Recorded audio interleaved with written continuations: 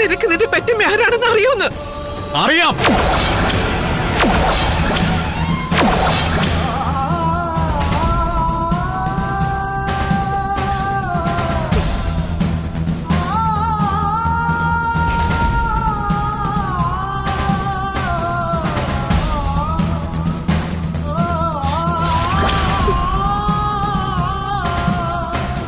അമ്മേ, എനിക്കെന്റെ പെറ്റമ്മ ആരാണെന്ന് അറിയാം.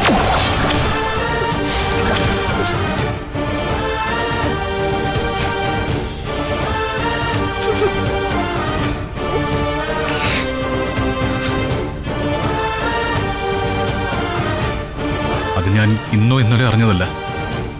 എനിക്ക് ആ സത്യം നേരത്തെ തന്നെ അറിയാം. ഒന്നും മിണ്ടാതിരിക്കുക ഗൗതം. ഇനിയും എനിക്ക് ഇങ്ങനെ ശ്വാസം അടക്കി പിടിച്ച് ജീവിക്കാൻ പറ്റില്ല. എല്ലാരും അറിയട്ടെ.